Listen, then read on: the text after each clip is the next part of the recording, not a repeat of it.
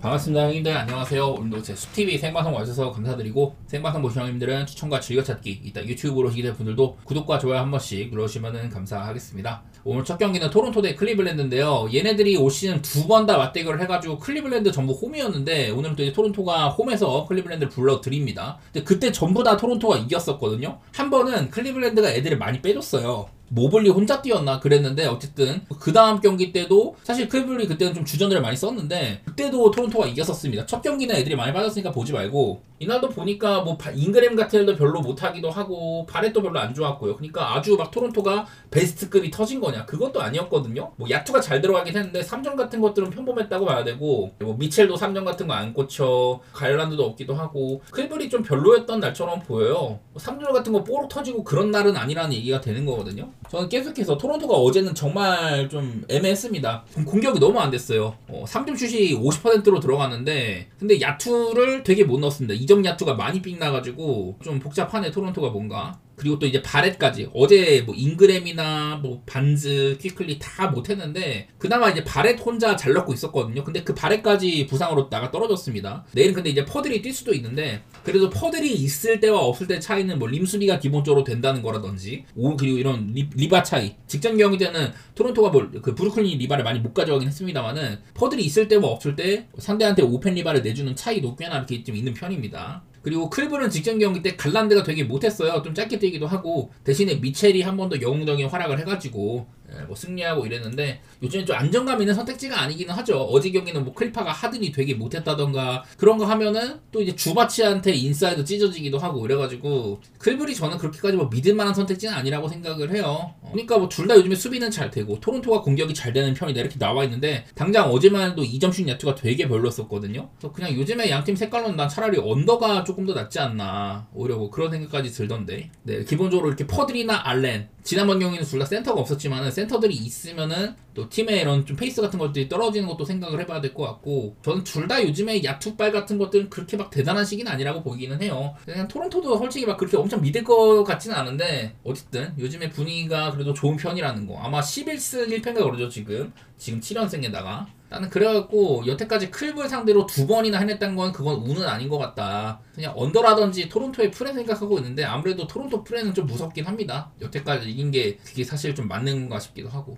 그 다음에 인디애나 대 디트로이트인데요. 여전히 인디애나는 결장 상황이 많이 있다. 이제 뭐 애들 좀 돌아왔죠. 네마드나 메서린, 맥코멜도 있고 뭐 그러긴 한데, 사실 그렇다고 해서 인디애나가 뭐 좋아졌냐 뚜렷하게? 그렇게 보긴 좀 어렵긴 해요. 그냥 샬럿전에 야투를 22번이나 덜 던졌는데 순전히 야투가 터져가지고 이긴 경기가 한번 있었고, 그 다음에 클브 만나서도 그냥 적당히 뭐 비비는 정도? 똥게임력만 좀 있다고 생각이 됩니다. 지난번에 클브전이 사실 상대가 뭐 핸섬을 쉽게 잡지는 못했었죠. 그날 인디애나 프렌이었습니다. 아마 핸디값이 14.5인가 엄청 높아가지고, 그때 아마 프렌이었던 걸로 기억을 하는데, 여전히 뭐 수비 같은 거 잘 안 되고 있고, 제가 이런 것 때문에 오바를 봤거든요. 인디가 그전 샬럿전에서 공격이 좀 나아졌길래 이런 실점치는 계속해서 많을 거다, 그런 식으로 보고 오바를 봤는데, 막상 경기 까보니까 뭐 언더에다가 뭐 그러지도 않았어가지고 지금 인디애나가 좀 선택하기엔 별로 같아요. 어쨌든 저는 샬럿전도 그냥 야투가 터졌을 뿐이지, 뭐 그거를 확실히 인디애나가 좋아졌다고 말하기 힘들다. 당연히 디트로이트를 좋게 봐야 되긴 합니다. 디트가 지금 12연승을 달리고 있는데다가 그냥 동부에서 뭐 1위고 굉장히 잘하고 있기도 합니다. 디트 굉장히 센 팀처럼 보입니다. 여기다가 뭐 아이비나 뭐 이런 일도 돌아와가지고 거의 뭐 풀멤버급이기도 하고요.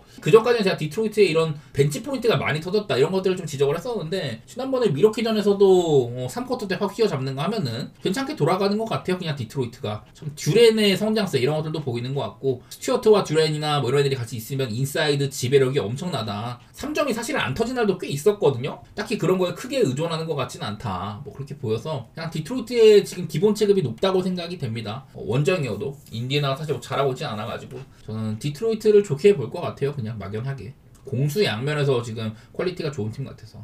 그 다음에는 브루클린 대 뉴욕 경기입니다. 제가 여기는 몇 번 맞대결 같은 것들을 몇 번 보여드렸었는데요. 지금도 지난번 경기 때도 뉴욕이 대승을 해가지고 맞대결 상으로 11연승 중입니다. 뉴욕과 브루클린 지역 라이벌이기도 해가지고, 원래 그 전까지는 이 브루클린이 생각보다 프렌을 많이 띄웠다 그런 것들을 말했었지만은, 가장 올 시즌 경기에서 점수가 너무 많이 나다 보니까 그런 것들 딱히 뭐 언급하기는 무색하게 된 것 같아요. 하지만 그냥 여기는 되게 좀 가기가 별로인 게, 브루클린도 직전 경기처럼 좀 나아지는 흐름이기도 하고, 토론토 원정에서 좀 전 수비가 좋았다고 생각을 하고요. 또 그 경기는 또 이 벤치 벤치에서 타이리스 마틴이 시즌 하이 26득점 게임, 약간 좀 의외성이 있는 경기라고 보이기도 합니다. 하지만 토론토 같은 팀을 3점을 많이 안 넣고 2점슛 야투가 높은 팀을, 그런 팀을 수비적으로 잘 막아 세웠다는 거, 그런 것들은 좀 긍정적인 것 같기는 한데 과연 그런 것들이 이어질지, 제대로 이게 과연 토론토가 못 넣은 건지 아니면 브루클린이 수비를 잘한 건지, 이게 좀 애매해 보이더라고. 제가 경기를 보면서도. 어쨌든 브루클린 요즘에 본인들도 점수를 못 내고 상대의 실점 자체도 굉장히 좀 적게 통제를 하고 있는 중이다. 보면은 뭐 브루클린이 지금 야투나 3점에 비해서 점수가 적은 거라든지, 그리고 야투 방어나 3점 방어의 내용이 좋지 않음에도 실점은 적게 유지를 하고 있다든지, 좀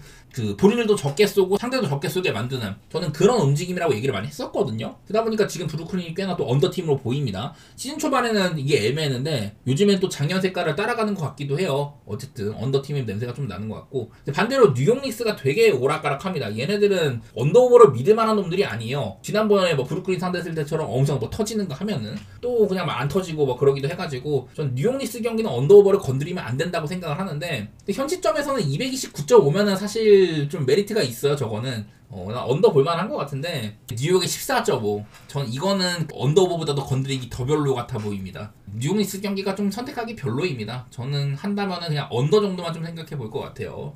그 다음에 마이애미 대 댈러스 경기. 사실 여기 일단 마이애미가 굉장히 빠른 팀인 건 변함이 없습니다. 지금 리그에서 가장 페이스가 빠른 거 계속 유지 중이기도 하고, 뭐 빈틈이 조금 보이면 바로 그대로 골문으로 돌진을 하죠. 그래서 뭐 레이업이라든지 여의치 않으면 그냥 외곽으로 빼줘가지고 3점 찬스 노린다든지 되게 얼리 오펜스를 하는 편이고, 근데 그러면서도 막 4쿼터나 이럴 때 좀 승부처 가면은 좀 템포를 낮추고 수비에 집중하는 경우도 많이 있긴 한데, 어쨌든 마이애미는 되게 좀 빠른 팀으로 봐야 된다. 근데 내일은 이제 타일러 히로가 복귀할 거라고 하거든요. 근데 히로는 마이애미가 올 시즌에 특히 달라진 거지, 지난 몇 년 동안 픽앤롤을 굉장히 많이 쓰던 팀이에요. 근데 올해는 지금 이거보다도 더 줄었습니다. 아마 6번 정도밖에 안 쓰거든요. 그냥 극단적으로 픽앤롤을 가장 안 쓰는 팀이다. 그래서 히로의 플레이 스타일에도 분명 변화가 있을 거란 말이죠. 마이애미에서 뭐 가장 좋은 슈터였다거나 그런 건 맞는데, 빅맨의 도움을 받는 공격을 한다던가 이런 것들이 많았어가지고 마이애미의 바뀐 시스템에 과연 적응을 했을까. 그동안 부상이 많아가지고 프리시즌 경기 제대로 못 뛴다든지, 지금 리그가 한 15경기 이상 펼쳐졌는데 전부 다 못 뛰었으니까 마이애미의 변하는 시스템에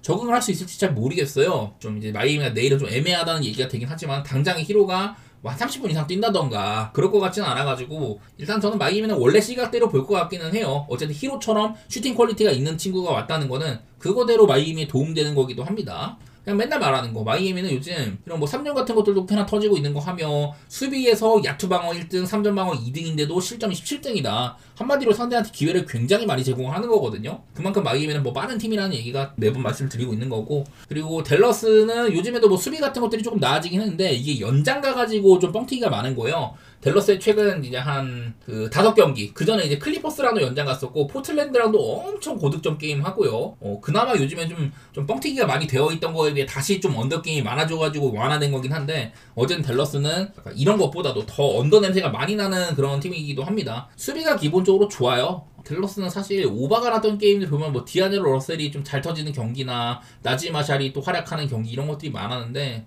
그냥 댈러스는 저는 언더팀이라고 마이애미는 오바팀이라고 보이거든요. 근데 그 와중에 댈러스가 여기 있는 것처럼 뭐 수비 같은 것들은 잘 지키지만은 템포가 느린 팀은 아니에요. 상대가 뛰면은 맞받아 친다, 그런 내용을 보여가지고 사실 언더오버가 애매하긴 하지만 오바가 조금 더 가깝다고 보고 있긴 합니다. 요즘에 그냥 돌아가는 꼬라지로는 마이애미가 훨씬 더 경기 내용이 좋죠. 마이애미는 뭐 시카고라든지 필라델피아, 골스, 애매해 보이는 강팀들, 얘네들 상대로도 전부 다 좋은 경기들을 했었습니다. 그런 것들을 보니까 제가 직전 경기도 마이애미가 필라델피아한테 역배를 받았길래 이런 이유가 전혀 없는데 막 이러면서 마이애미 좋게 봤거든요. 그냥 경기를 잘해요.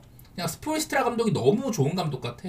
그래서 지금처럼 이렇게 좀 빈틈이 있는 댈러스보다는 마이애미가 백투백이어도 더 이점이 있다고 보이고, 마이애미 좋게 보면서 언더오버는 어쩔 수 없이 오바로 봐야 될 것 같습니다. 자, 그 다음 경기는 멤피스 대 덴버 경기입니다. 기본적으로 별로 안 건드리고 싶은 경기예요. 왜냐, 멤피스가 지난번에 세크라멘토랑은 너무 잘했는데 바로 그 다음 경기 댈러스랑 붙더니 또 별로 안 좋은 경기를 했습니다. 공격 면에서. 워낙에 뭐 자잭주나 모란트 이런 애들이 없다 보니까 주전 자원들이 없을 때 땜빵 선수들이 상당히 잘해줬다, 이런 것들이 보였었지만은 뭐 칭찬할 만한 경기력은 아니었던 것 같아요. 세크라멘토가 워낙에 좀 쉬운 상대였던 거기도 하고, 근데 문제는 그 덴버가 멤피스마저 처발랐던 그 세크한테 심지어 사보리스도 없는데 걔네들한테 졌다. 야, 이게 참 큰 문제죠. 그 전까지는 막 12승 2패 막 달리고 있었는데, 그러다가 직전 경기 때 홈에서 특히 또 세크한테 고장났잖아요. 그러다 보니 이거는 또 고든이라든지 브라운 이런 애들이 없는 거를 또 무시할 수도 없다. 수치적으로 보면은 올해는 크리스티안 브라운이랑 에런 고든이 없으면은 일단 마진이 마이너스 7.37이에요. 이거는 요키치랑 상관이 없는데도 얘네들이 빠지면 일단은 타격이 된다. 원래는 이런 애들 빠져도 그냥 요키치가 있는 덴버는 전부 다 플러스였었거든요. 올해는 마이너스가 찍히고 있고 특히나 수비에서 많은 아픔이 있다. 공격도 많이 빠지는 게 보이죠. 그러니까 올해는 뭔가 요키치의 영향력이 조금 줄었다든지 이런 애들이 빠지는 게 분명한 타격이 되고 있습니다. 당장 작년이랑 비교를 해보면은 고든이나 브라운이 동시에 빠진 경기에서 마이너스로 찍히긴 하는데 좀 이제 수비 같은 것들은 큰 변화가 없고 순전히 공격에서 많이 빠진다. 이 경우는 또 이제 요키치랑 같이 빠지는 경우도 약간 있었거든요. 올해는 부품들이 빠지는 거 이게 좀 타격이 많이 되고 있는 것 같습니다. 제가 여러 차례 이 고든 같은 경우는 덴버에서 있을 때 없을 때 수비 격차가 분명하다. 덴버가 진짜 휴스턴 정도의 강팀을 잡고 세크라멘토한테 홈에서까지 또 지는 것들을 보니까 참 뭐 백투백의 영향인 건지 가늠이 안 됩니다. 이거는 사실 뭐 덴버를 당연히 좋게 봐야죠. 맞대결로도 7대1에다가 뭐 이런 것들도 있는데 그냥 둘 다 요즘에 변화무쌍 해가지고 그래갖고 좀 보기 별로인 것 같아요. 뭘 가더라도 확신하긴 좀 어려울 것 같습니다. 우직하게 뭐 덴버를 봐도 나쁘진 않은데 브라운이나 고든이 없을 때 수치적인 하향세라든지 실제로 덴버가 세크한테 처발린 거 그런 것들 보니까 신뢰도가 싹 좀 죽은 것 같습니다. 덴버가. 자, 그 다음에 미러키 대 포틀랜드인데요. 미러키는 여전히 쿤보가 없다. 그리고 포틀랜드는 또 일정상의 어려움을 제가 또 말씀을 드렸었죠. 어제도 제가 오클라호마전 얘기를 하면서 지금 백투백 이렇게 하고 하루 쉬고 경기하고 하루 쉬고 지금 또 백투백 7일 동안 5경기를 해야 된다. 보통 이런 경우에는 선수 결장을 좀 해줄 정도로 뭐 골스나 뭐 작년에 미러키, 레이커스 이런 팀들은 꼭 관리를 한 번씩 해줬었거든요. 이날 좀 애들을 빼줄 수도 있지 않을까. 지금 안 그래도 주루 할러데이 없고 샤프도 이제 오락가락하고 도노반 클리건도 퀴쳐버렸는데 근데 보니까 그냥 여기에 자원들을 최대한 많이 투입을 했습니다. 못 뛰는 애들 빼고 클리건도 뛰기도 하고 그러니까 직전 경기 오클전에 저는 많이 빼줄 줄 알았는데 그렇지 않았거든요. 그러면은 당연히 오클 원정보다는 미러키가 훨씬 더 할만한 상대인데 심지어 쿤보도 없으니까 그렇게 안 했더라고요. 이런 7일 동안 5경기를 하는 거는 포틀랜드처럼 젊고 빠르고 뭐 체력 상태가 좋은 그런 팀조차도 문제가 생길 수 있다고 보거든요. 지금 아브디아도 굉장히 많은 시간을 뛰는 거나 샤프도 일단 어제 경기 안 뛰고 내일도 이제 뛸지 안 뛸지 모릅니다. 도도만 클링원도 직전 경기 때 퀘셔널 이었었고 지금 워낙 이렇게 결장이 많은 상황이에요. 드루나 핸더스 같은 이런 핸들러들이 모자란 거 그런 것들도 문제가 될 수 있는데 어쨌든 내일 포틀랜드는 일단은 직전 경기 오클라호마전에서 되게 못한 거는 그냥 오클이 원래 센 팀이잖아요. 그래서 내일은 아마 포틀랜드가 그냥 단순하게 이런 체력적인 열세 그런 것들을 좀 가지고 경기를 해야 된다고 생각하는데 어쨌든 간에 미러키도 홈이긴 하지만은 쿤보가 없으면은 충분히 또 포틀도 해볼만도 합니다. 거의 뭐 MVP급 레벨을 지금 보여주고 있기 때문에 한 20점 차 가까이 난다. 온오프 마진이. 그런 얘기를 많이 들었었고 원래 쿤보가 있으면 돌격대장이 있어가지고 상대의 이제 어그로가 끌리면은 외곽으로 빼줬을 때 그때 이제 3점의 상승세를 유도를 한다. 그래서 막 게투주라든지 AJ 그린 이런 애들이 수혜를 많이 받다고 했었잖아요. 근데 쿤보가 없으니까 돌격대장이 없는 셈이고 딱히 이렇게 스몰 라인업으로 가는 게 큰 의미가 없거든요. 그러다 보니까 요즘에는 쿠즈마나 포르티스 터너 같은 뭐 사이즈가 좋은 라인업을 내세우는 그런 빈도도 되게 많거든요. 그래도 쿤보가 없어도 여전히 3점 같은 것들을 잘 들어가고 있는 데다가 경기력 자체가 뭐 아주 나쁘진 않아요. 하지만 이런 확실한 좀 1옵션이 없는 거 거기에 대한 문제가 좀 보이는 것 같습니다. 그래도 미러키는 요즘에 3점 같은 거 잘 들어가고 있는 거는 좋은데 확실히 쿤보가 없으면은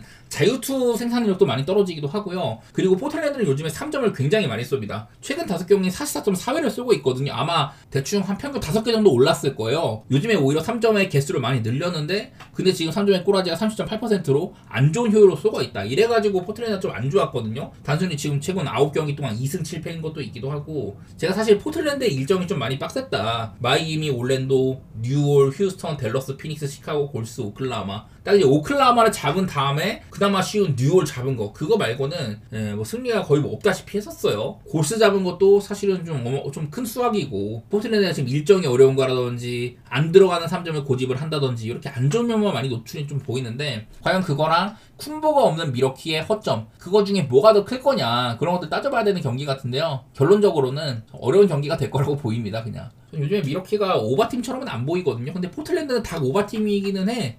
실점도 많고 공격에서도 되게 맹렬하게 빠르게 한다. 그런 건 맞는데 요즘에 좀 비효율적인 공격을 하는 거나 좀 일정 문제 때문에 좀 힘이 빠지는 부분도 있을 것 같아갖고 저는 선택하기 별로인 경기 같습니다. 길게 말했지만은 원래 포틀랜드의 프레이나 언더를 생각을 했는데요. 포틀랜드 경기 언더 가는 것도 위험 부담이 많이 따르고 자, 그 다음은 뉴올 대 시카고 경기 한번 보겠습니다. 일단 이 경기는 기준점 자체는 시카고가 조금 할만해 보이거든요. 근데 이 시카고도 지금 약간의 일정상 문제가 좀 있습니다. 일단 여기 유타부터 시작을 해가지고 백투백을 한번 했었죠. 그 다음에 하루 쉰 다음에 포틀랜드랑 되게 또 어려운 경기 한번 하고, 하루 쉰 다음에 마이애미 워싱턴 백투백, 그리고 하루 쉬고 오늘 이제 뉴올, 그 이후에 이제 3일가량 쉬니까 오늘 이제 뉴올전까지는 시카고도 빡센 일정의 그런 범주에 속한다고 봐야 돼요. 여기 지금 이제 결장사들이 상당히 많다고 나오긴 해요. 오코로나, 테리 같은 쓸모가 있는 자원이나 패트릭 윌리엄스, 허더 같은 벤치에서 핵심 자원들, 이런 애들이 캐시먼블이 달려있어가지고 시카고도 뭔가 라인업을 돌리기가 좀 빡세지긴 했거든요. 그래도 충분히 이 라인업이면은 좋은 라인업입니다. 도순무같이 공수양물에 도움이 되는 자원이나 뛸 수 있는 자원, 화이트 서말로 쓰는 것도 그렇고 라인업 구색 자체는 괜찮아요. 근데 이제 시카고도 요즘 문제가 생긴 거는, 시카고가 원래 작년 같으면 3점을 되게 많이 쓰는 팀이었는데 올해는 그렇지는 않거든요. 그 최근 10경기 중에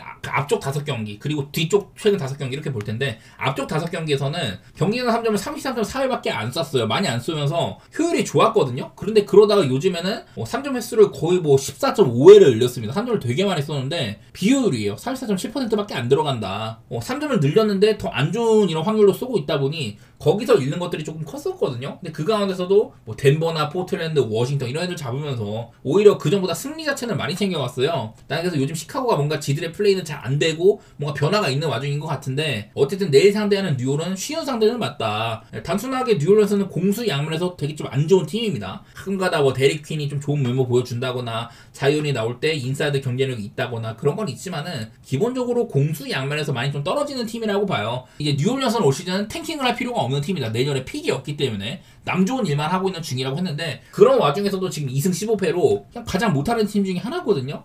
이런 경기를 시카고가 5점으로 받았다? 그건 저는 그거대로 기분은 좋은 것 같아요. 저 정도면 충분히 할만하다고 보여가지고. 거기다가 또 242.5를 받았는데 요거는 조금 애매해 보이긴 합니다. 여기에 있는 거 시카고의 최근 5경기 동안 점수가 거의 한 257점이 난다고 하잖아요. 원래부터 오바팀인 거는 맞는데, 이거는 또 이제 유타와의 2차 연장이라든지 덴버랑도 거의 260점에 육박하는 엄청 오바 게임 했었고, 마이애미한테 143실점이라던가, 요즘에 시카고가 뭔가 편히 이기는 느낌이 많이 없지만은 어쨌든 점수는 되게 많이 났거든요.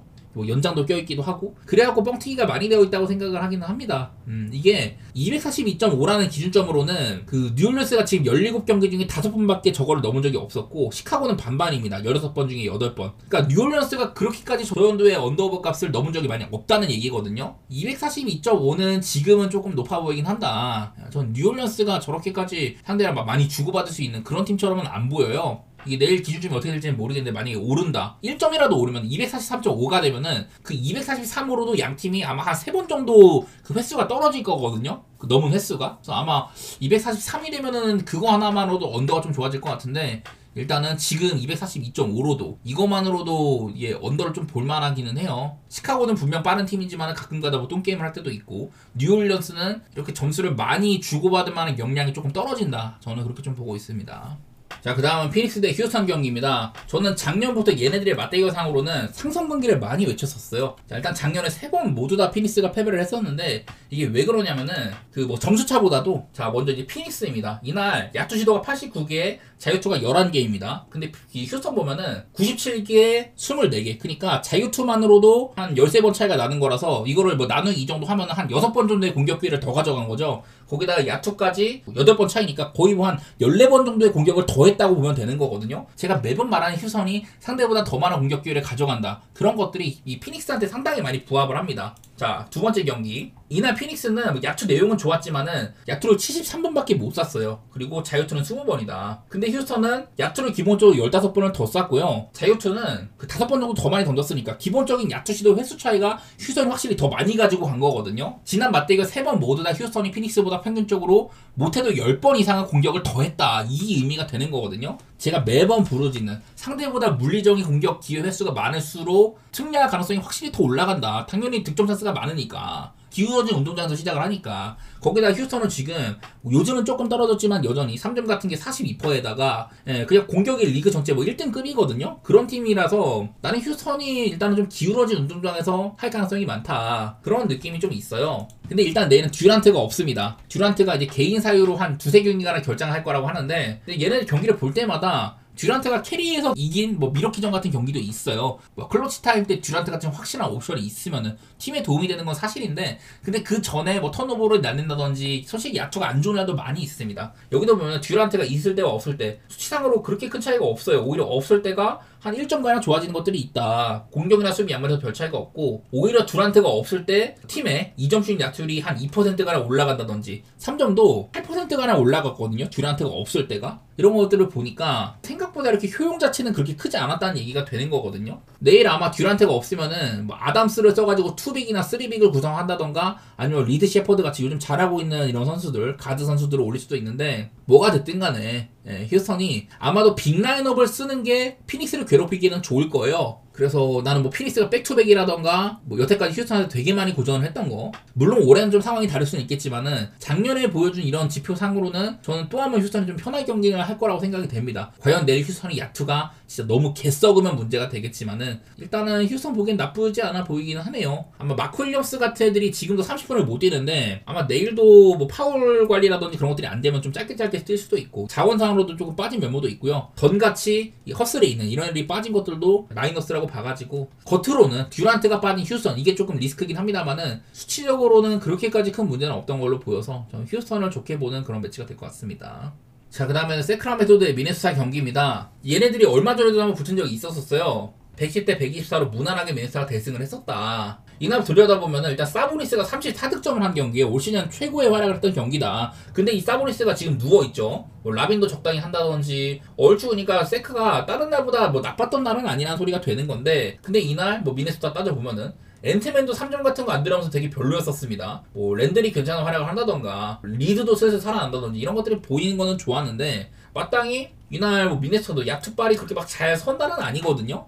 둘 다 자유투도 많이 놓치고, 오히려 세크라멘토가 지금이랑 다른 점은 사보니스가 엄청난 활약을 했다는 거, 그 정도 차이가 있는 건데, 내일은 일단 뭐 사보니스가 없어요. 지난 경기 때 세크가 무려 덴버를 원정에서 잡아내는 그런 저력을 선보였지만은, 사실 저는 그거는 세크가 꾸준하게 앞으로 좋아질 거라기보다는 그날 아마 야투가 54%인가 그랬거든요. 그 정도면은 솔직히 되게 잘 들어간 거죠. 저는 그래서 미네소타를 조금 더 좋게 보고 있기는 합니다. 단순하게 미네소타라는 팀 자체가 지금도 되게 좀 별로예요. 직전 경기 때 이제 그 피닉스였나? 50초 남겼는데 8점 차를 무득점으로 일관을 하면서 역전패를 당한다든지, 앤트맨이 41득점을 박았지만은 턴오버가 9개에다가 파울아웃이 된다든지 이런 것들도 있었는데, 어쨌든 앤트맨이 지금 오고 나서는 자유투 획득, 그전 5경기 때는 자유투가 26.2개였는데 최근에는 30.6개로 경기당 5개가 늘어났습니다. 그래서 전체 지금 레이커스 다음으로 2등이거든요. 최근 5경기 동안에는 미네소타가. 그런 부분에서도 뭐 추가적인 득점 기회 창출이라든지, 일단은 뭐 저는 랜들이 꾸준한 거 그게 긍정적이라고 보이고요. 리드가 살아나고 있다. 여기다가 앤트맨까지 조금 더 나아지면은 더 좋아질 거다. 그렇게 보이고 있어요. 단순하게 세크는 제가 매번 말하지만 이게 키건 머레이가 돌아온 건 좋은데,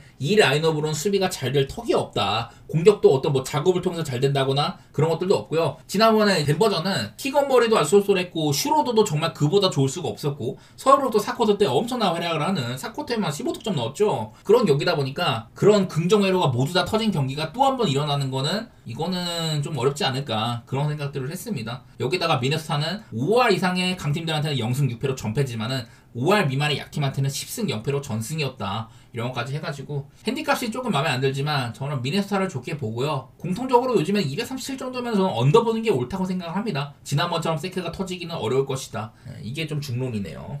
자, 그 다음에는 골스 대 유타 경기인데, 일단 여기는 맞대결을 좀 볼 게 있어요. 맞대결이 이제 9대1로 달리다가 가장 이제 지난 시즌 마지막 경기 때 한번 졌었거든요. 이때 유타 원정 가가지고 심지어 마카넨이 없는 날인데 그때 이제 패배를 했었었다. 근데 이게 골스가 홈인 경우에는 여기 이제 가운데가 VS로 있는 게 홈이고 골뱅이가 원정이거든요. 이 VS들만 치면은 골스가 지금 홈에서는 9연승 중입니다. 근데 9점 차, 7점 차, 8점 차, 5점 차, 11점 차, 4점 차, 2점 차, 3점 차, 12점 차. 뭐 옛날에는 이런 2021 시즌 이럴 땐 유타가 셌을 때니까 별로 안 봐도 된다고 생각을 하지만은 요즘에도 생각보다 오늘처럼 14.5를 만족하기에는 점수차가 그렇게 많이 난 적이 없었거든요. 그래서 유타가 원정에서 바보가 될 가능성, 그것 때문에 큰 기준점을 준 것 같은데, 근데 유타가 요즘에 그렇게 엄청 나쁘진 않거든요. 지정리도 레이커스한테 잘 싸운 편이기도 했었고 아주 바보팀처럼은 안 보여요. 여기다가 내일은 또 이제 골스는 드레이먼드 그린의 결장 가능성도 또 있다고 한다. 자, 디그린이 연하력이 어마어마합니다. 있을 때가 플러스 9.18,